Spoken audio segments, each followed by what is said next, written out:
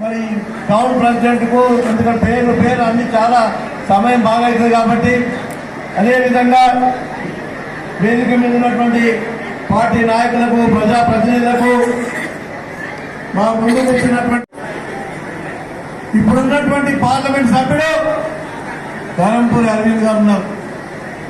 5 సంవత్సరాలైంది ఈ బోధన ప్రాంతానికి ఏమైనా నిధులు తీసుకొచ్చినా అంటే ఒక్క రూపాయి కూడా నిధులు తీసుకొచ్చినటువంటి ఎంపీ కాదు.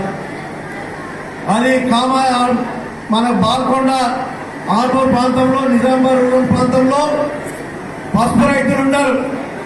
ఇక్కడ గతంలో చెరుకు రైతులు ఉండ్రి. గతంలో ఏం చెప్పిందంటే ఒక్క స్కీమ్ అందిందా, ఏమన్నా అందిందా చెప్తున్నా. ఎందుకంటే కేర్ తీసుకోవాలంటే చాలా టైం పడుతుంది. అందుకోసం అందరు ఇక్కడ ఉన్న వాళ్ళకు, మీడియా వాళ్ళకు, మీ అందరూ వచ్చిన వాళ్ళందరికీ పేరు పేరు నమస్కారం చెప్తున్నా. अस्सलाम वालेकुम रहमतुल्लाहि व बरकातहू। हमारे टाउन से पहले तो मैं तहे दिल से शुक्रिया अदा करना चाहूँगी। मेरी एक आवाज़ पे आप लोग यहाँ पर जो मौजूद है, जिस तरह आप लोगों के दिल में आपके अपने शकील भाई मौजूद है, उनके लिए मोहब्बत मौजूद है, उसके लिए मैं तहे दिल से आप लोगों का शुक्रिया अदा करना चाहूँगी। ఇప్పుడు దాకా అందరూ తెలుగులో చెప్తున్నారమ్మా, అందుకోసం నేను హిందీలో చెప్తున్నా. అందరికీ హిందీ అర్థం అవుతుంది కదా. తెలుగులో చెప్పాలంటే తెలుగులో కూడా చెప్తా, హిందీలో చెప్పాలంటే హిందీలో కూడా చెప్తా. తెలుగు నేను నేర్చుకున్నా. ఇప్పుడు మీ అందరూ ఎట్లయినా మంచి భారీ మెజారిటీ ఇచ్చినారు మన బోధనలో, కానీ थोड़े वोटों से हार गए, उसको हार नहीं जीत ही बोलेंगे, जीत बोलेंगे, हार बोलेंगे। जीते हुए है ना अपन, इतने लोग यहाँ पर मौजूद है तो हम जीते हुए है नहीं है? आपके अपने शकील भाई जीते हुए हैं या हारे हुए, आप लोग बताइए। जीते हुए हैं, जज़ाकल्लाह। तो आप लोगों की इतनी मोहब्बत, इतनी दुआयां, वही मोहब्बत हमारे बाजी रेड्डी अन्ना को देने का है, जो एमपी के लिए खड़े हुए हैं। क्योंकि हमारे दिल्ली में हमारे आदमी बैठना है, यानी कि हमारे एमपी साहब जाके दिल्ली में बैठेंगे तो अपने गली के काम आसान हो जाएंगे। जब थोड़ी सी घायल हो जाता है तो थोड़ा आराम करता है, जब आराम खत्म हो जाएगा तो फिर सारे कौम को, आवाम को पता चल ही जाएगा। तो मैं आप सबका फिर से तहे दिल से शुक्रिया अदा करती हूँ। जिस तरह से आप मोहब्बत हम लोगों को देते आए हैं, उसी तरह 13 मई को जाके आप लोगों को अपना कीमती वोट कार के निशान को चुनना देना है, जो आप लोग पहले भी दिए हैं, अभी भी देंगे, आगे भी देंगे। क्यों देना है मैं आपको इससे पहले भी बता चुकी हूँ, अभी भी बताती हूँ। हमारे केसीआर साहब, कांग्रेस वाले अपने साथ सरासर झूठ बोले। शादी मुबारक के साथ 1 तोला सोना देते बोले, दिए नहीं दिए? दिए क्या? पेंशन बढ़ाते बोले, बढ़ाए? पहले नला घर में कैसा आती थी, लाइट कैसा रहती थी, कैसा है आप लोग बताना मेरे को। है वो पहले जैसी सहूलत है क्या? नहीं है ना? तो हम किसको, एक बार धोखा खाई औरत बार बार धोखा नहीं खाती औरत, खाती क्या?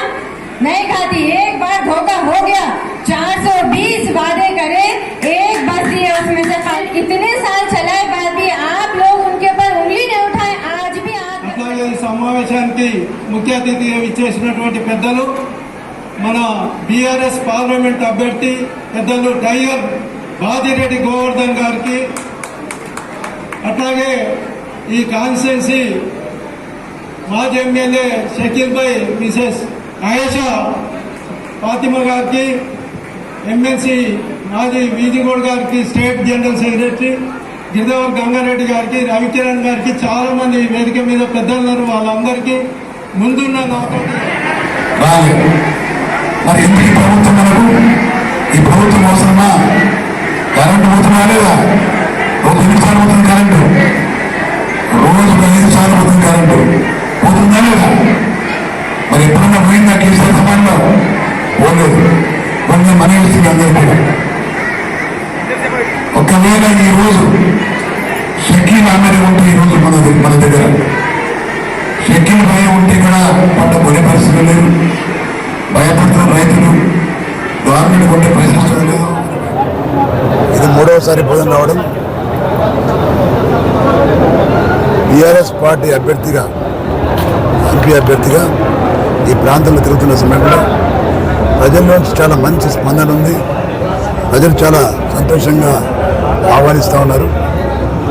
ఒకటే కాదు, జగ్త్యాల్, కొరుట్ల, మెట్పల్లి, బాల్కొండ, ఆర్మూర్, నిజామాబాద్ అర్బన్, నిజామాబాద్ రూరల్, బోధన్ 7 నియోజకవర్గాలలో కూడా ఇదే పరిస్థితి ఉంది. ప్రజలు కాంగ్రెస్ పార్టీ మీద ఆగ్రహంతో ఉన్నారు. ప్రజల్ని వంచి మోసం చేసింది కాబట్టి కాంగ్రెస్ పార్టీ వాళ్ళ బుద్ధి చెప్పే సమయం ప్రజలకు వచ్చింది. కాబట్టి అందరూ కూడా 13వ తేదీ మే వరకు వెయిట్ చేస్తూ ఉన్నారు. మే 13 నాడు జరిగే పార్లమెంట్ ఎలక్షన్లో తప్పకుండా బీజేపీకి మరియు కాంగ్రెస్ పార్టీకి బుద్ధి చెప్పి బీఆర్ఎస్ పార్టీ అభ్యర్థులు నాకు ప్రత్యేకమైన ఓట్లు వేసి గెలిపిస్తారనే నమ్మకం నాకుంది. మా గతంలో గెలిచిన వాళ్ళు కవితమ్మ గారు తప్ప మిగతా వాళ్ళందరూ కూడా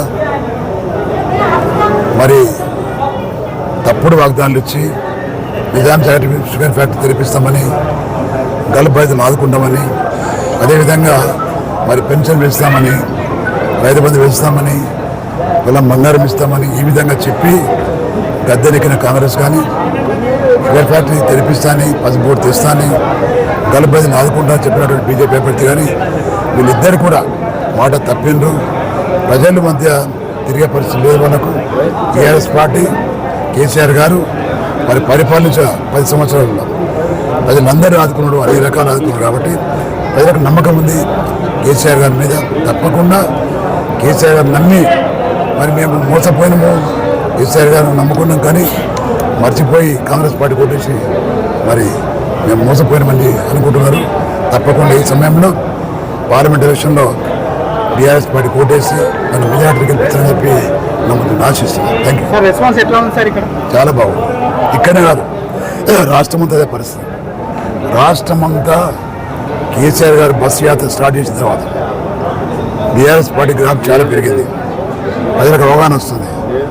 జనాన్ని మోసం చేసి ఓట్లు వేసుకున్న రేవంత్ రెడ్డిని, జనాన్ని మోసం చేసి వాగ్దానం ఇచ్చినటువంటి భారతీయ జనతా పార్టీని మరి ఈరోజు ప్రజలు ఓడించడానికి రెడీగా ఉన్నారు. జరిగిన మోసాన్ని సరిదిద్దుకోవడానికి ప్రజలు మళ్ళీ బీఆర్ఎస్ పార్టీకి పట్టం కడతారని నమ్మకం నాకు. వీళ్ళు మాత్రం నేను ఒకనే కాదు, ఈ రాష్ట్రంలో 10 నుంచి 12 స్థానాలు మేము గెలుస్తాం. అట్లా ఉంది స్పందన. కాబట్టి గెలిపే. Thank you. काफ़ी अच्छा रिस्पांस रहा है टाउन में, जिस तरह हमेशा रहता है उसी तरह रहा है. काफ़ी लोग आके बहुत तकलीफ में भी थे कि हम बहुत मेहनत करें लेकिन भाई हारे नहीं, भाई जीते बोल के, तो उसकी काफ़ी खुशी है अल्हम्दुलिल्लाह. और उसी मेजॉरिटी से भारी मेजॉरिटी से मुझे पूरी उम्मीद है कि ना सिर्फ ओदन में बाकी के सब कॉन्स्टिट्यूंसी में भारी से भारी मेजॉरिटी से बाजी रेड्डी गोल्डन गारू जीतेंगे और उनको जिता कर लेकर आएंगे. हम सब मिलके जो मेहनत कर रहे हैं और लोगों के झूठे वादों में जो लोग आके जो फंसा रहे हैं उनको खुद अब पता चल चुका है कि सच क्या है और झूठ क्या है. तो पब्लिक खुद सामने आके यही बोल रही है कि हम धोखे में आ गए, हम धोखे में आ गए, अब धोखे में नहीं आएंगे. मुझे भी पूरी उम्मीद है और पब्लिक को भी पता चल गया कि सच और झूठ में क्या फ़र्क होता है. 4 महीने हो गए लेकिन जो वादे करे 420 वादे, उसमें से सिर्फ सिवाय बस के कोई और वादा पूरा नहीं करे, वो भी घरों में लड़ाई झगड़े चल रहे हैं. तो पब्लिक इस तरह से खुद सामने आके बोल रही है कि झूठे वादे करके हमसे वोट हासिल करे हैं वो लोग, अब हम बातों में नहीं आएंगे, अब हम कार के निशान को ही वोट देंगे. तो मैं तहे दिल से उन सब का शुक्रिया अदा करना चाहूँगी क्योंकि उनको समझ में आ गई है बात कि झूठ होती है, सच होती है. जज़ाकल्लाह खैर. Thank you so much.